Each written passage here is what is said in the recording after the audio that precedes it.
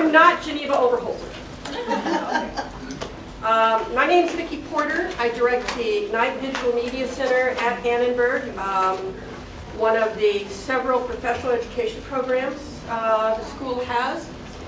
And Geneva is making a speech at Loyola, I think, today. So she asked me if I could help if you all get to know somebody I actually realized I've known for 10 years, which is a frightening thing. Dana Chinn. But before I do a little riff on Dana, I'd like you to all take your cell phones out, please. And turn them off. Really, really important.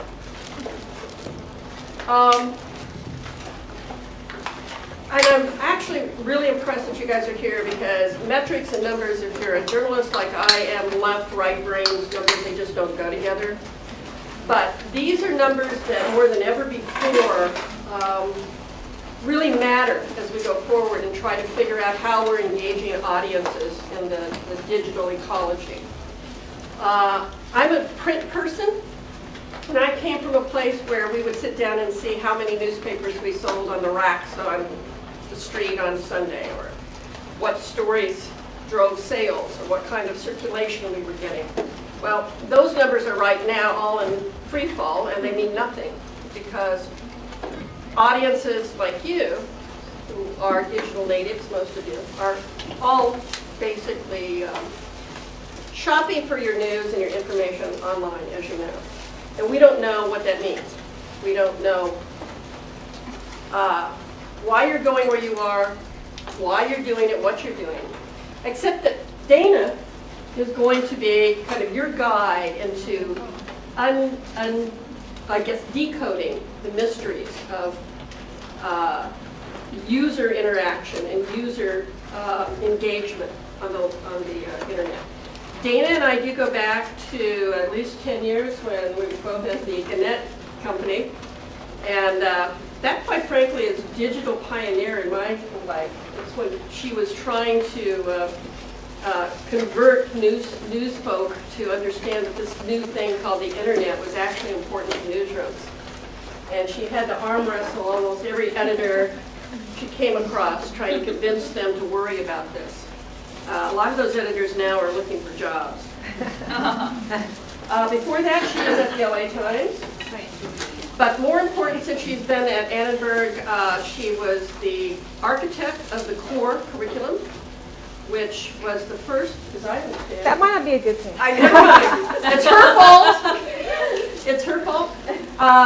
But more recently, and with why Dana and I have been working together a lot in the last couple of years, is because of her research and work in analytics and metrics online usage, however we want to. There's so many ways to determine it. I basically bring in top editors from news organizations, usually newspaper editors, who don't know a thing about metrics, even though they get these reports every week or so from their online department. And they're still talking about hits and clicks, which that's not what we're talking about anymore, as Dana will point out to you. She has managed to actually have some aha moments with these folks.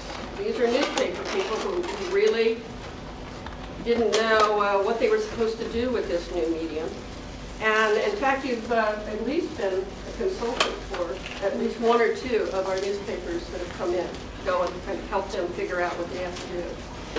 With that, I'm going to let Dana kind of take you step by step through what this all means. But you can ask questions during the process because she has 30 slides. And I know she's not going to go through 30 slides in an hour. So with that, Dana. Thanks, Vicki. So what we're going to go over today is a few things. Why measuring audiences is different for online than it is for print or for TV. The difference between behavioral research and attitudinal research online, because that's really what web analytics consists of. The basic site metrics, what's the difference between counting and what's the difference between calculating engagement. Social media metrics, because the social media, Twitter, Facebook, what have you, has brought in a whole new set of things that we need to measure. And then finally, we'll go a little bit more into attitudinal research.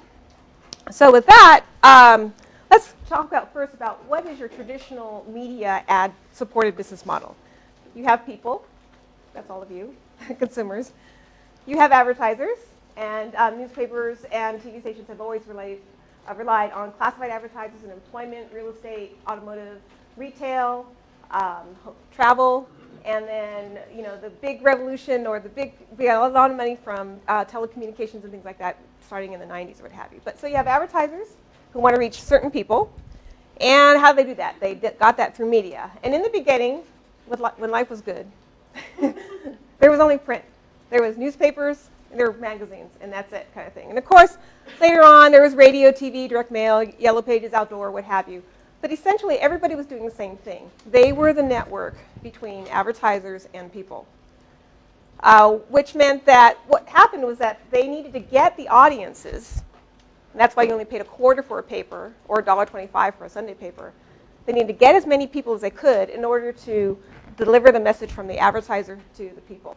So we call it a subsidized audience because it costs a lot more in newsprint, as you can imagine, than a quarter for your daily newspaper, not to mention all the costs of the people and everything like that. So all these media organizations were subsidizing the audiences in order to get more advertising.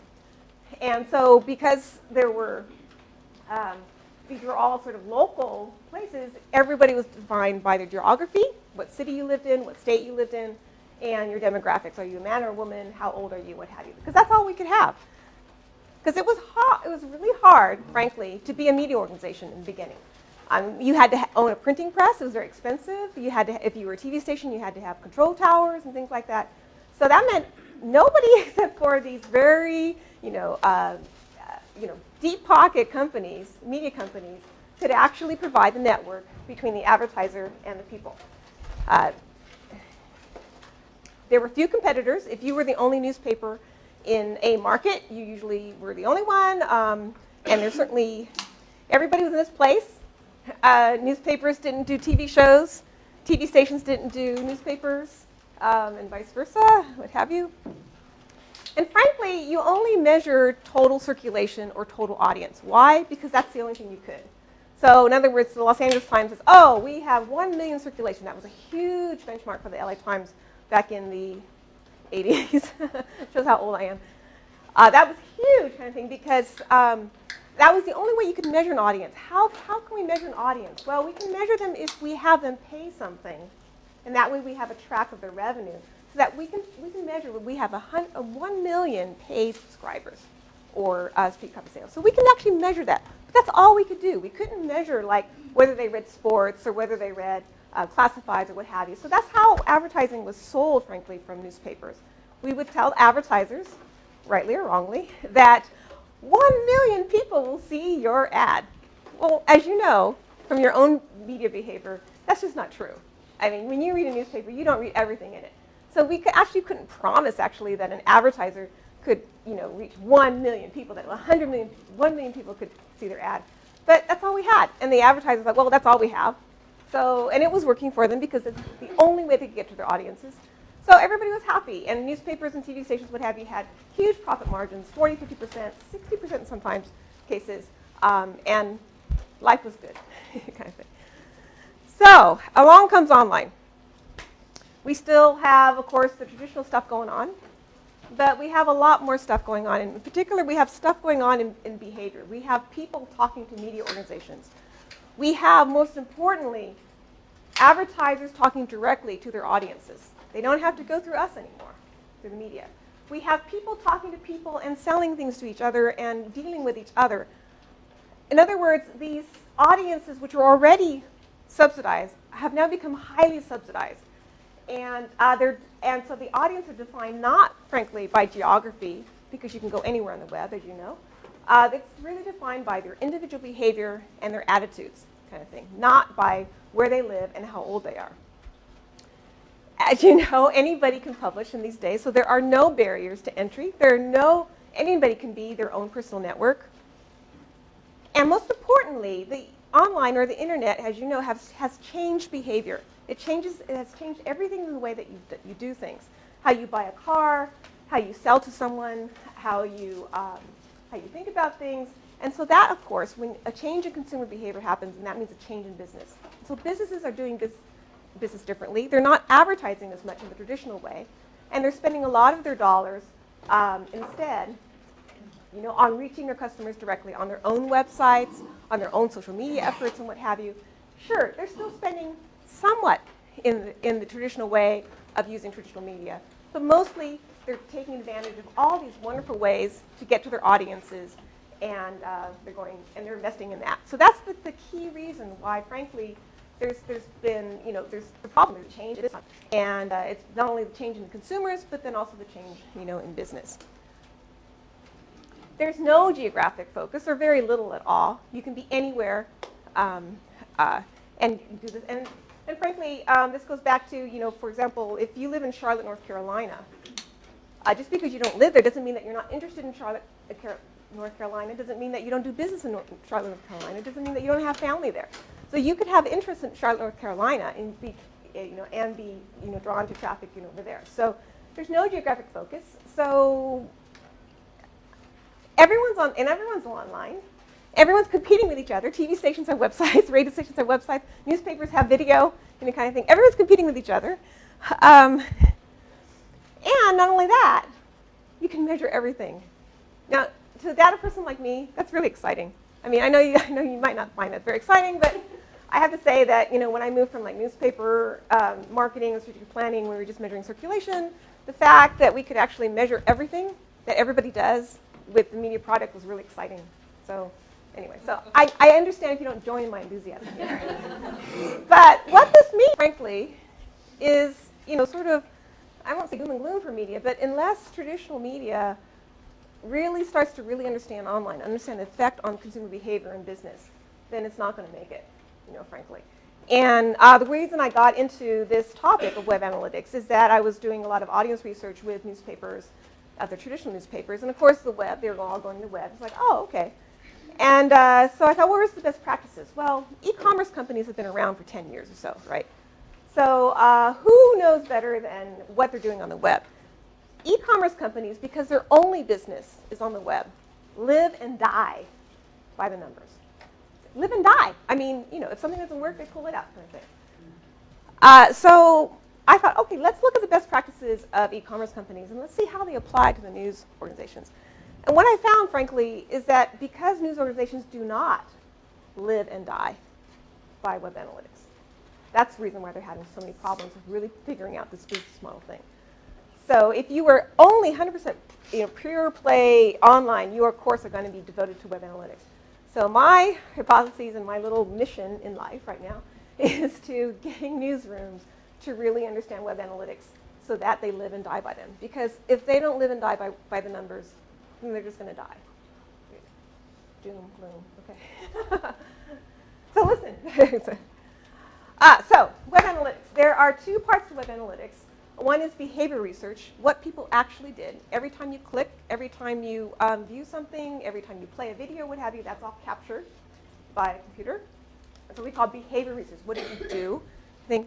And then there's what people said they did, and why did they go, or did they not go to a site, kind of thing. Maybe they don't perceive a newsroom site as actually having the most current information. Maybe they just don't like the people there, what have you. That's the kind of information that you just can't find out from looking at behavioral research or web traffic thing. And also, as you know, what people say they do is different from what they actually do.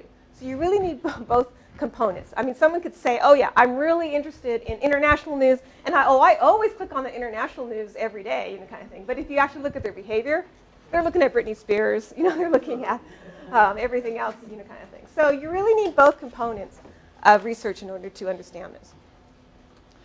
This comes from Omniture. Omniture is the leading web analytics package that most media organizations use.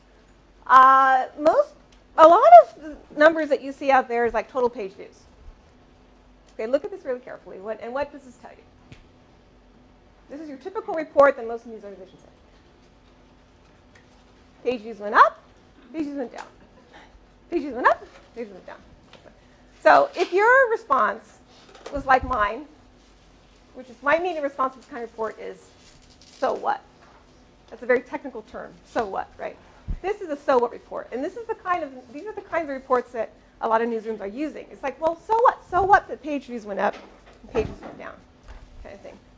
Most disturbing, frankly, is the fact that a lot of measures today are based on the monthly unique visitors report. You see this number all the time in Nielsen and what have you, news reports are saying, is a site successful? Oh, the total monthly unique visitors, blah, blah, kind of thing.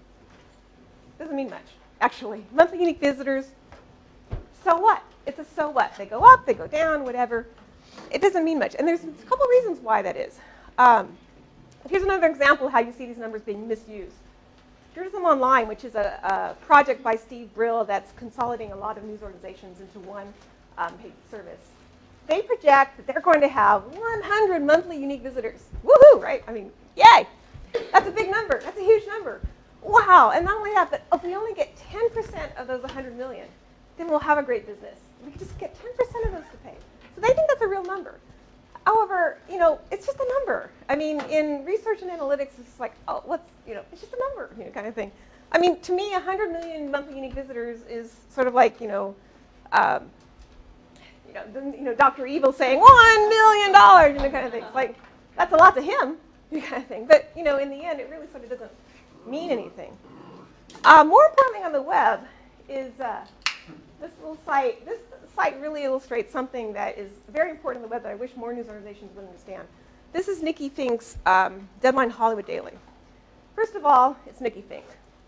Now, I know many of you have very good feelings about Nikki Fink, but she is the premier Hollywood deal media maven kind of thing. She has it all. People like, from her newspaper columns to now her website kind of thing, she gets people's attention. And she knows things that no other person knows. She has unique information.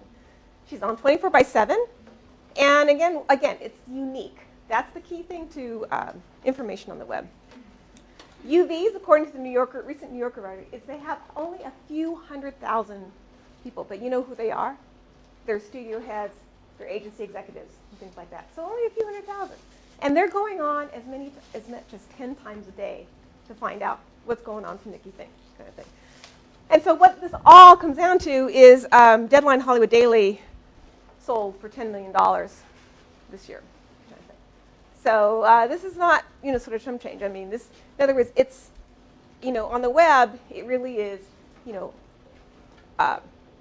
what people do, who they are, and what they think. Not the total number of unique visitors, not the total number of page views and things like that, but what are they actually doing? Who are they? And what are they thinking? So let's go back. So that leads us to the sort of the really basic measurements of web analytics, which is that you have your unique visitors, they visit websites, and they generate page views. So 3 basic measurements, and you can get a lot of information. There's many, many, many, many more measures, but the 3 basic ones are unique visitors, visits, and page views. So let's talk about unique visitors and why unique visitors is such a weird number. Actually, it's not a very good number to use by itself. A unique visitor is really a unique computer because, it's really only gauging you on what's happening with your computer or any particular computer in time. It's not actually capturing you, a person, kind of thing. It's capturing a computer's actions.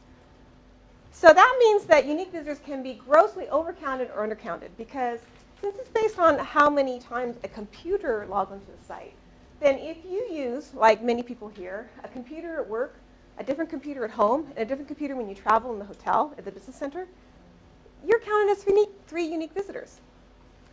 And then conversely, as you can see on the other count, if there's a library or a work environment where many people use one computer, then that's going to be counted as 1 unique visitor. So unique visitors counts are always either overstated or understatement, and then the horrible thing about people, that we think in the numbers business is that you just don't know. You have no idea, and you never will know what the real number is. So unique visitors is a very flawed number. So to use, frankly, the total number of unique visitors for a measurement of your success is just flawed. It's not going to get you anything. It's not going to help you understand your audiences. It's not going to help you understand how to improve your site, which is what all this is gearing for. Not only that, but unique visitors are misused by time, because with unique visitors, you have to go in and specify the time period. Whenever you see the word unique visitors, you should always say, what's the time period? Is it daily unique visitors? Is it weekly unique visitors? Is it monthly unique visitors? So the way to do this is like, you have, say, on July 1st, you have 6 different colorful people on July 1st. So if you were to get the number of daily unique visitors, go into Omniture and pull out the number of daily unique visitors for July 1st, that number would be 6. If, however, you wanted the number for weekly unique visitors, you basically, let's take the week of July 13th. You know, if you can count across, there's like, you know, 1 brown, 1 purple, 1 green, 1 orange. You know, there's 5 different colored people. So for the week, 5 different people came. So you have to say, okay, the number of weekly unique visitors for this site was 5. And then for the month, you know, if you were to count, I only used 7 different colors because I got tired of, you know, picking colors kind of thing. But there are only 7 different colors throughout this kind of thing. So if you say, I want the number of monthly unique visitors, then it's 7. There's 7 different people. So no matter how many times people went, whatever, if it was the same computer, then it's counted as 7. So you can see how unique, in other words, you can't add them up. If you get the number of unique visitors per day for July 6th, 7th, 8th, 9th, and 12th kind of thing, you can't add those up and get the weekly unique visitors. You just have to go back into your web analytics system and pull that number out if you want the actual weekly number. So unique visitors is a very deeply flawed number and should never be used by itself. Visits is another weird thing that why these numbers, this is all we have, and so we have to work with it, but you need to understand it before you understand sort of what's important about it. A visit is a period of activity separated by at least 30 minutes of activity. What does that really mean? If a visitor clicks onto your site at 1 p.m., they surf for 20 minutes, and then they click onto something else, that's one visit. That's pretty understandable, intuitive. However, if the same visitor clicks into your site at 1 p.m., surfs for 45 minutes, hops on the phone, goes back, hangs up, whatever, and goes back, 2 visits. Why? Because there was a period of 30 minutes where they left the site, where they actually didn't click another thing on. So that counts as 2 visits. When, you know, frankly, you know, from a behavior point of view, it really is sort of 1 visit. But this is the only way that we have of doing things, and so it counts as 2 visits. This is another example. If a visitor clicks onto your site at 1 p.m., surfs for an hour, leaves the computer for 29 minutes, not 30, but 29 minutes, and surfs for another hour, that still counts as 1 hour, 1 visit. So, and visits can be gamed. You can go into your web analytics system and you can change that 30 minutes to 10 minutes. Guess what? We're visits, kind of thing.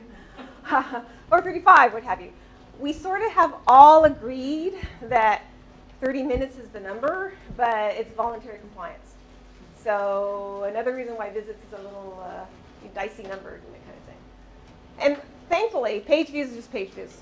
So you know, we don't ever use hits. Never, never, never, never, never, never, never, never. Just wipe that word out of your vocabulary. Never use the word hit, ever, kind of thing. It's page views, visits, and unique visitors. So you've seen sort of like how the total numbers don't mean much. What does mean much, so that's just counting, if you just count. What's really important is that you calculate engagement. And that's engagement is like the buzzword of the analytics world. And you see the word engagement all the time in Romanesco and paidcontent.org about how are we going to get engagement. And these are some basic measures of engagement. There's a huge hue and cry in the analytics community about what's the magic formula for engagement. But this is a start. This is one way to do it. Just 2 ratios and 1 proportion. Visits per unique visitor, page views per visit, and bounce rate.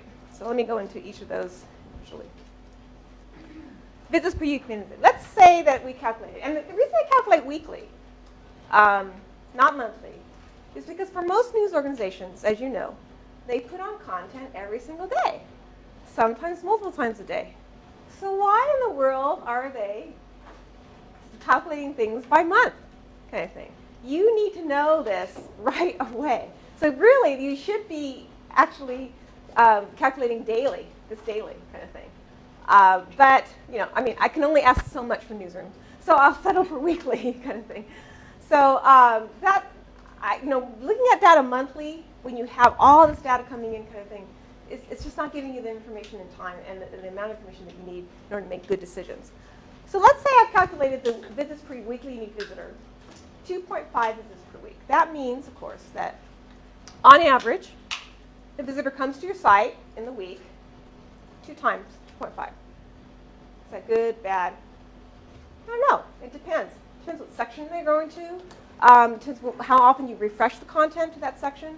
For example, if you're putting on entertainment content every single day, kind of thing, and you claim that you are the premier information provider of entertainment in your area, kind of thing, and someone's only coming on 2.5, is that good enough? I think I'd like to push that up to 4, kind of thing.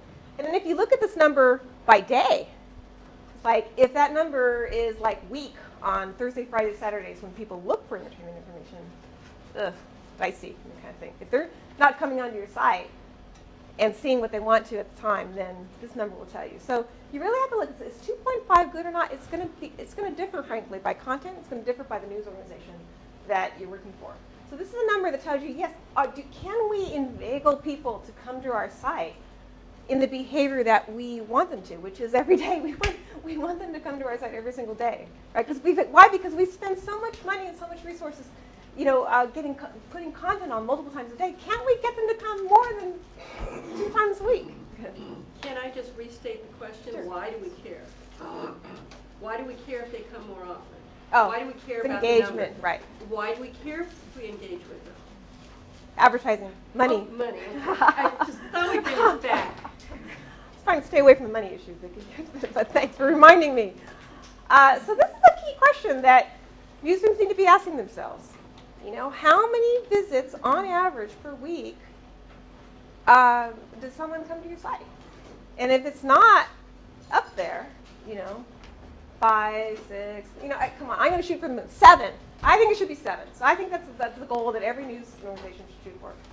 If they're putting on content every day, come to my site every single day. Your information should be compelling enough and important enough for your audiences that they're coming to your site every single day. Shoot for that, and be happy with 6, kind of thing. But don't be happy with 2.5, for example.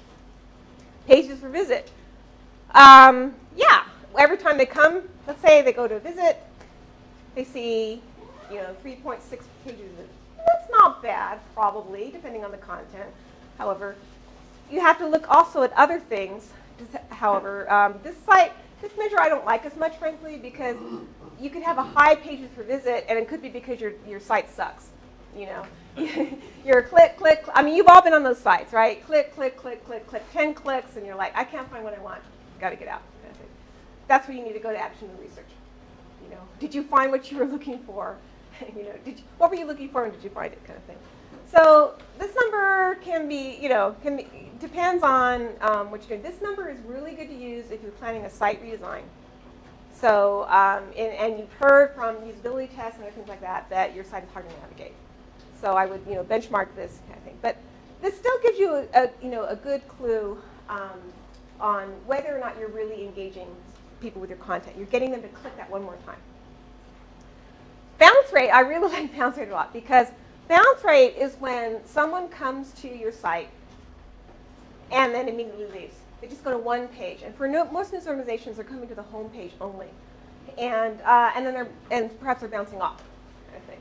So bounce rate is extremely important, because if you can get someone, when they come to your home page, for example, to click one more page into your site, you're doing something wrong. You're just not inveigling into your site, and you're not engaging them. Here's an example of CNN, which has, according to the measure of total page views, is the largest trafficked website, news website. CNN's homepage bounce rate is over 50%, and they're really worried about it, and they're working on it. So think about it. I mean, CNN has a bunch of headlines on their page. A lot of people just type in, I want to find out what's going on. They type in www.ccnn.com, kind of thing. And then over 50% of them are bouncing back off. Not a good thing. They are, just all we're asking for is one more click to that content. All we're asking for, kind of thing. So this is an extremely important number. So most people, you could, you really want to do it on your home page, but you really want to do it on the page where most people are entering your site. For some people, that'll be maybe the sports page or what have you. You can get that kind of number. Which page did most people enter your site? People don't always enter, of course, at the home page, but frankly, what I found with news organizations, they promote most heavily their homepage, www.cnn.com, what have you. It's not great for targeting audiences, because if you're covering all these topics in the world, they come to your homepage and they bounce right out because they can't find what they're looking for instantly, and it needs to be instant. So bounce rate is an extremely important number. So let's talk about all this behavioral data, and there's a lot of data going out there, and it's all mixed up and what have you, and it's very confusing. The difference between the numbers that you should use in the newsroom versus the numbers that the advertising should use it's very clear cut. It's clear cut to me, probably clear cut to most of you. First off, newsroom is census data, what we call census data, or in other words, we're gathering every single 100% of the visitors and the visits to the site. Everything. There's no sampling or anything like that. It's just every single thing. Capturing everything, kind of thing. However, from panel data, you're only capturing activity from some people, a select sample of people. And that can be a problem, frankly, on the web when you have the long tail, right? You only have a few people, but they're really important people, like Nikki Fink's site, kind of thing. But they're really important people. So if it's only like 10,000 people, 10,000 people are the ones that you were targeting, then they might not be captured by panel data. Also, these big organizations that do panel data, they're not capturing the smaller news organizations, and the smaller ones that frankly are maybe most important and maybe the most profitable. Newsroom data, the census data, frankly, is internal. It's confidential. This is the kind of stuff you don't want your competitors to have. Whereas the panel data, frankly, is used for media buying. So these numbers need to be public. They need something that they can compare different media organizations so they can make that initial advertising decision before then going to the news organization to ask, okay, well, now give me some more data. The different vendors for this, Omniture, Google Analytics, WebTrends, are used in the newsroom kind of thing, and then Comscore, Nielsen, which is and Compete. These are the numbers you hear about all the time in the media because they're public kind of thing. But whenever you look at those, remember it's panel data. So once in a while, what will burble up in the news is, oh my God, news organizations are debating why Nielsen numbers are different from the Omniture numbers. Yes, they're different. They're going to be different, of course, because one is census data and one is panel data. And they are going to be always different kind of thing. And of course, since this is census data, it's always going to be larger, frankly, than the Nielsen numbers. So if you really want to know, which is my whole shtick right now, how to improve your site, how to really engage audiences, then use this side of the data, not this side. Maybe I'm a naive in this, but I sort of think if you take care of your content, if you take care of your audience and you really know what's going on with your audience, those numbers will eventually trickle here, kind of thing. But from the newsroom perspective, newsrooms should focus strictly on their own data, dig deep, really understand what's going on with traffic, kind of thing, and then hopefully, or it's me praying, kind of thing, that it'll actually bubble over here. There's two standards organizations, the Web Analytics Association and then the Interactive Advertising Bureau, kind of thing. So sometimes the standards you agree, like that 30-minute for visits. Sometimes they don't. So all the more reason, frankly, to stay on this side if you're in the newsroom and let the advertising people battle it out, sort of like. Wouldn't the advertising side benefit by paying closer attention to the news numbers? Yeah, because when you have those Nielsen numbers, you want to be able to say, yes, but our Omniture numbers say this, kind of thing. So you want to then say, well, that was panel, so here, let me give you some more in-depth numbers and things like that. And so you don't get the benefit of having a third party saying that this is what your numbers are, but at least you are able to try to sell your advertisers on some data that is generally recognized as good. What's the sample size of the panel data? It's pretty large. It's in the millions, kind of thing. But again, it's true. It's going to capture the largest sites like the New York Times, or CNN, what have you. But it's not going to capture the smaller news organizations at all. Kind of thing. So, I mean, that is probably for most news organizations really trying to enter different spaces right now. That's the biggest problem with this Nielsen data or Comscore data or what have you. But and especially since the the census data is so readily available. I mean, Omniture is expensive, but Google Analytics is free. So that's behavioral for your typical website traffic. Social media, as I mentioned before, has brought up a whole new slew of stuff to measure. And it's a whole new sort of stuff that is measured completely different from the website. First of all, there's all kinds of different types of social media. There's sharing, there's networking, there's news, reviews, there's bookmarking kind of things, like kind of thing. So it's all good stuff, right? But from a measurement standpoint, it's sort of like it's messy, kind of thing. I know I need to deal. I will deal at some point. But what's very apparent about social media is that engagement is crucial. As you know, it's not just everybody who lives in Los Angeles on a social media site. It's sort of freshmen who go to USC, who major in business kind of thing. That's the segment. Do we have those? Do we have the engagement? That's the true value of a social media component. It's the level of engagement. So if what you're trying to do in social media when you're measuring the effect, whether or not your Twitter handle is working or whether or not your Facebook group is working, it's do you have the people and are they really engaged? Are they contributing to your site? Are you contributing back to them, kind of thing? It's not just this one-way sort of feed of stuff from the media organization to the audience. Frankly, if you look at Twitter, you can understand how social media should be measured. Twitter is deceptively simple, right? You have a person tweeting, and you have the content that they tweet. So two components. However, you can get a lot out of those two components. And it all starts with, frankly, having the perfect tweet, perfect measurable tweet, kind of thing. It's actually, sort of less than 140 characters. The first tweet is a call to action. In other words, can you measure whether or not someone actually looked at this or linked to this, what have you? It's a link that can be tracked through services like Bitly. Did they actually respond, kind of thing? Does it have a hashtag or keyword that can be measured and counted? How many times I use that hashtag or keyword? And then commenting, that's the engagement part. Did you add something to the conversation?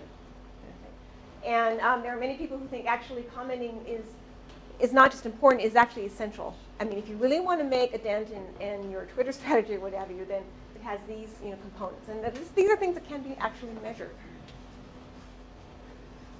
So as I mentioned before, it's actually, we're looking at 120 characters. So if you thought tweeting with 140 characters was hard, think about doing it with 120.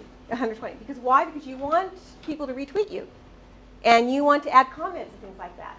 So this is a comment that came from CNN iReport. And then it was immediately retweeted by CNN. It's like, oh, okay, that's a waste of some characters there, kind of thing. So CNN iReport is a little long for a hashtag. It's pretty long. CNN as a hashtag is perfect, right? That's a perfect username is CNN, because only 3 letters. This Paul Britt photo guy who retweeted CNN and CNN iReport, he has sort of a long hashtag. I would, if I were him, I would change that kind of thing. And because every time someone retweets this, and they're just hitting like the retweet on their Twitter program or whatever, you might use a link, which is where, for news organizations, we want them to link on your site, kind of thing. So watch those hashtags, watch those handles, what have you, make them as short as humanly possible. Watch the comments, whatever. You've got to pack a lot in 140 characters, and ideally you're starting out with the initial one being about, this is not bad, actually. I mean, it's 100 characters. I mean, come on, 100 characters, but it has that important link, kind of thing. And you want, of course, people to use your link, your shortened URL, versus somebody else's, because that way you can track it. How many people use your shortened URL in order to track it. In analyzing content, there's a number of tools out there, and I started a list on my blog of all these Twitter tools, and I'm already overwhelmed by the number that are coming out. And at some point in my life, I will actually come out with a Twitter methodology, which is sort of fun to think about doing. But these are some things to look at. TweetStats actually puts all of your content by keyword. so you can see, so what are the keywords that really pop out in your tweets? Are you reaching the kind of topics that you want? Twens actually tries to determine whether or not your tweets or retweets are positive or negative, or the sentiment of them. And TweetFeed, you can actually search by keywords and what have you to find out what are the most important things. So these are really useful tools to understand sort of what's going out there, what's going on with your audiences, what are they thinking about, and what have you, but also what are they saying about you or about other things. Is it positive or negative? What's the sentiment and things like that. For news organizations, what's important, you can use a tool like Topsy to understand sort of is a news organization even part of the conversation? If something goes on in in New York, when the helicopter or when the plane from the Hudson, was the New York Times sort of part of the conversation about that Twitter thing? So you can use a tool like Topsy, which is a Twitter search engine that can help you do that. Analyzing followers can be a little sort of fun kind of thing. There's places like MyTweeple and TweetReach, which will actually tell you sort of who is following you. These are some of my followers. Since I feel myself on Twitter as someone who's interested in journalism, then I want to make sure that people who are following me are actually interested in journalism as well. Otherwise, I don't care about them. I don't care about those spammer tweeters and things like that kind of thing. So whatever news organization that you're in, sort of, are you having the right followers for that? And what's their reach of these people who are following me? What's their reach? So you can sort of gauge what is really the impact of your Twitter strategy going to be. And this is just a fun site. I just really like it. It's called Twitter Sheet. And this will actually look at the profiles. You have I think 160 characters or whatever to write a profile in your Twitter profile. And it takes all the profiles from your followers and puts them in a word cloud. This comes from a arts writer in Charlotte at the Observer. And so you can see his followers. Charlotte, that's good. So he has a local following. They're interested in music, which is good. And this guy is also a runner. So he also attracts some people who are running in Charlotte kind of thing. So this is a sign of whether or not, if you're calling to say at a news organization or what have you, are your followers the people that are interested in what you're doing? Kind of thing. Are they engaging with you because they have the same interests as you are and whatnot? So that's sort of like behavior research, what people are doing, what have you. What's really the next wave in really understanding your web audience is really looking at attitudinal research. And these are sort of like the 4 minimum questions that really should be asked. What was the purpose of your visit today? Was it to get breaking news? Was it get to look at a feature? Was it to view a video that you heard about? And of course, most importantly, what were you able to complete your task? Did you find it, basically? And if not, why not? Couldn't find it, wasn't what I wanted, was wrong, kind of thing, didn't agree with it, what have you. And then, of course, the positive thing, well, if you did complete your task, then what did you like about our site? What should we continue to do more? This is sort of like the minimum you can do. And iPerceptions is it's a free pop-up survey that can be put on other site. It sort of has, these are the minimum questions that you can ask. And you can get some definite information. But the problem with pop-up surveys, any pop-up survey, remember, it's only reaching those people who come to your site. You're not reaching about that elusive people out there who aren't coming to your site. And for a lot of news organizations right now, that's the audience, frankly, that's most important. It's who's not coming and why, kind of thing. And also, people who answer pop-up surveys are more likely to like your site rather than not, kind of thing. So pop-up surveys can be very deceptive. It's useful information, but it's not gospel. It's not the whole truth. It is a piece of information, but it is not everything. It can tell you some certain things, but to really understand, you have to do traditional, some say boring, research. Starting out with focus groups, usability studies, or what have you. There's all kinds of tools out there. And then you follow with surveys that really get to a representative sample of your target audience. Okay? That's how that's the only way you're really going to build audiences and also further engage them. In other words, if they're only coming to your site 2.5 visits per week, why are they only coming 2.5? Why aren't they coming 3 or 4? It could be like, whenever I go to the site on Thursdays, the information's not updated, something like that. So you really need to know the why, and no matter how much you analyze the depth out of these data and things like that, you're just not going to get that answer. You just have to ask them, and you better ask them sort of, in a traditional survey rather than just sort of plucking people off the street. And it's important to measure niche. I'm sort of frustrated with news organizations that are still using traditional geographically based surveys in order to get information about one section or what have you. No, it's like, or this is my favorite one, using demographics, sort of like 18 to 24, or 16 to 24. It's like, well, first of all, as you know, there's a huge difference between 16 and 24. 16 isn't even legal to vote, kind of thing. So 16 is still in high school.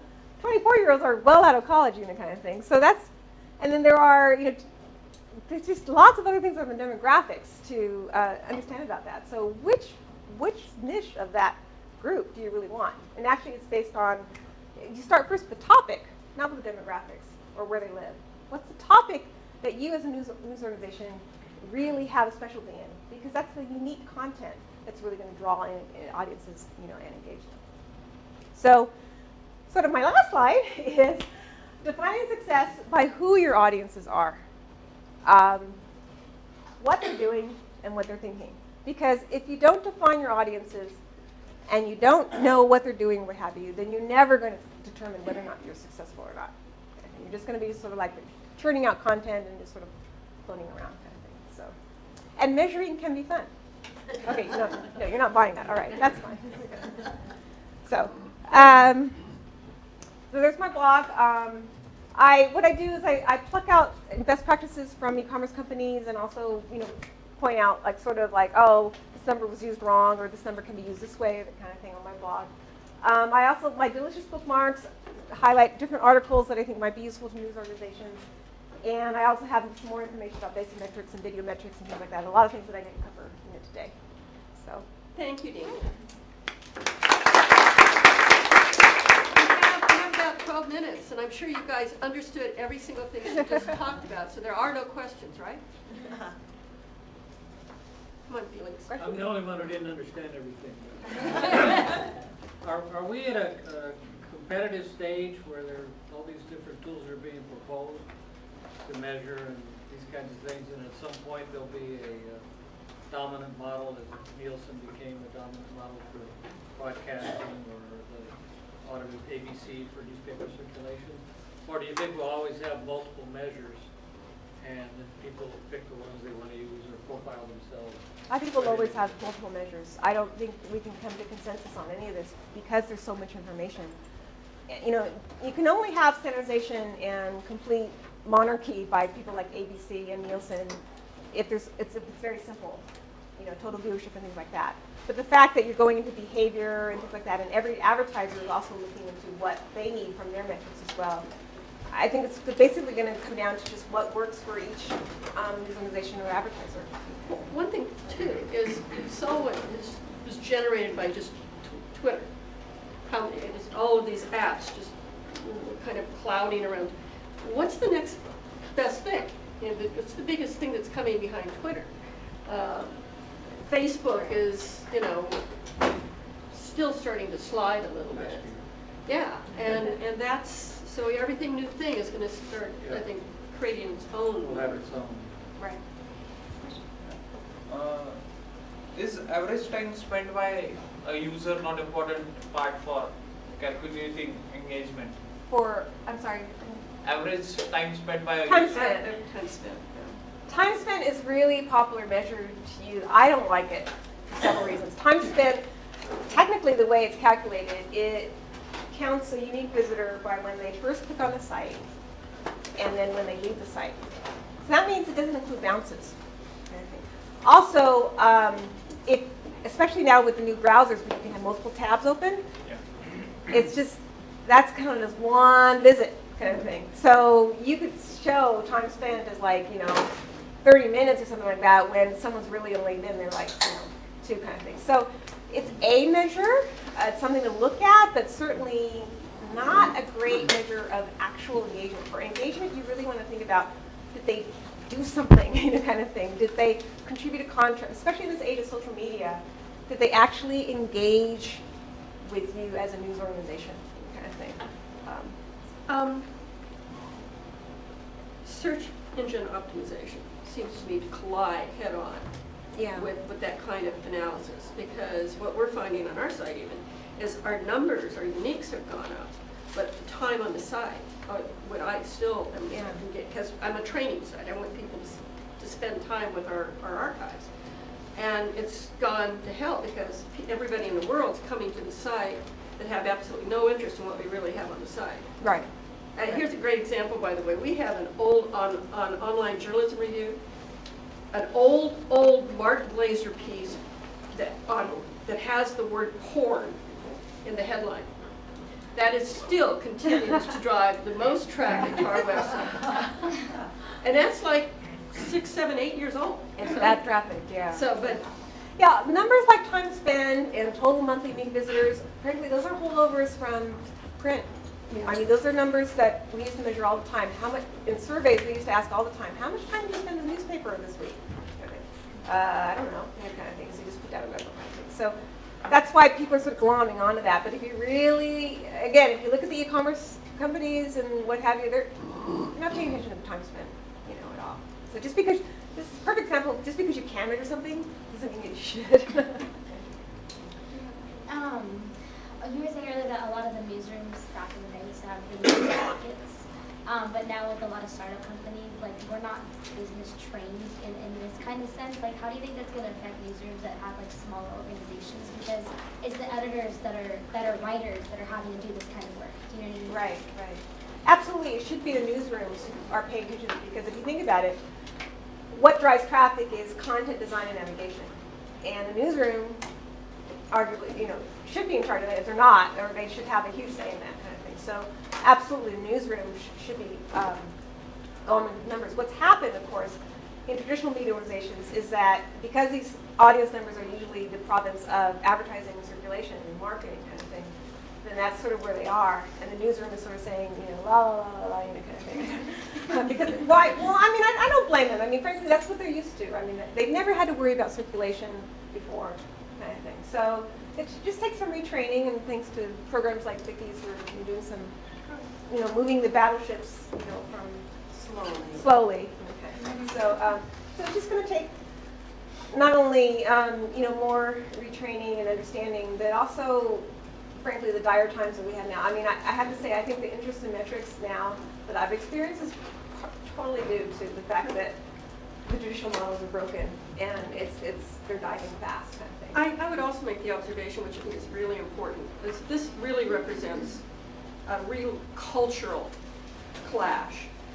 Traditional legacy journalists, newsrooms, did not want to know or be engaged with the audience. I mean, it really, they did not see part of their role as one of engagement or caring. That was part of the objectivity, the neutrality culture. And as you see now, the idea is, if you're not part of the community, you're not a voice of credibility. You're not, you have no influence whatsoever.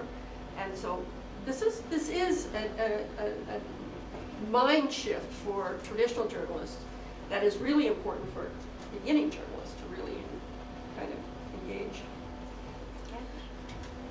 I don't know if you've done any research in this area, but are there any special challenges posed by trying to measure the success of a government website, where the desirable outcomes might be a bit more murky or difficult to arrive at? You can always define something to measure, kind of thing. So it takes a real look at what your strategy is and what your objectives are and what your goals are. And then from that, you come from what to measure. So what a lot of sites do is they come up with a measure first, and then they sort of say, oh, but whatever. They're not really meshing their objectives and goals, with their measures. So yeah, anything can be measured. I mean, that's what the beauty of the web is that anything can be measured. It may be that that's not the case with government sites, since I think they have privacy concerns that prohibit them from measuring certain things, but I'm not certain about that.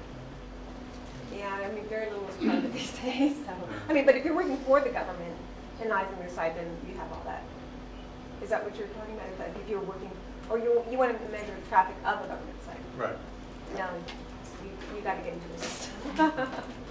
Andrew. Hey, did you see the numbers today that said that the last 2 months have seen a flattening or even small drop in Twitter and Facebook user traffic? And what do you make of that number? Should it be trusted? And is this a signal of some trends that you've seen in terms of social media sites maybe, I don't know, maxing out on the early adopters or what it might mean? Well, the Twitter number is deeply, deeply flawed. First of all, there's a little caveat. I was going to put that on my blog today, actually. It does not include any tweets from mobile devices. Jeez, I can't believe that. So it's like, I mean, the whole point of Twitter is that you're on the go, you're on the smartphone, whatever. It's like, so again, it's one of those. It's the number they could get. So the iPhone app stuff is not included in those numbers. Right. So that's what I mean. So it's the number they could get. It's the number that was easily got. I mean, that's how numbers are misused. That's why people like me are like, oh my God, when we think about the ills of the world, it's how are numbers misused, and that's one of them. Facebook. My pet peeve about Facebook numbers, a lot of people make geographic references to Facebook numbers because it's based on what information you fill out in your profile, where you live, what age you are, what have you. But how many in here have ever updated their Facebook profile? No. Oh, you have, actually. Most people don't. So, and not everybody puts where they live. So once again, those are numbers that are easily gotten from Facebook. They are a number, but is it the right number to use for strategic planning and for determining who your audience is? No. You got to do it the hard way with traditional research, which is not saying that I'm trying to sell my consulting services, but I'm just giving you the shtick about how just be careful. Know what your numbers are. Know their flaws and use them with a grain of salt. It's better to guess than to use bad data.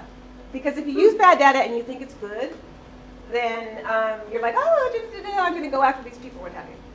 If you know you're just guessing, kind of thing, you know that there are probably problems with that or what have you. If you know that the Twitter number doesn't include mobile or what have you, like, okay, well, maybe we'll move in this way. Maybe we'll just go slower, or maybe we'll evaluate it this way instead of this way, kind of thing. So no, don't use bad data, but if you have to use bad data, that's all you have, and just know what the problems are with your data. Really, really investigate sort of, what the numbers really tell you. And don't be afraid to say, this number, I don't understand it. If you're working with somebody and they're like, oh, this is a number, kind of thing. If you don't understand it, it's their fault, not yours. I think that's good advice for any journalist for any number. Yes, exactly. Yeah, absolutely. Good point, man.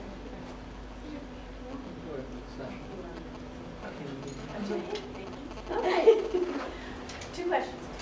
Do they count ever how many articles or things get printed out? Because I know I don't stay very long sometimes, and I go, I know I want to read this, I'm printing it out. I know I want to read that, I'm printing it out. And that's actually more, for me, that's more of It's a defining action. It's a defining action. And is there any measurement for printing? Well, unless you can measure that, but my question is, I'm one of those who prints a lot of things out but don't read them. So just because you print something out doesn't mean that you actually read it. So better measure of engagement, frankly, would be to ask someone to comment on that article or to kind of thing. That would Sharing the article.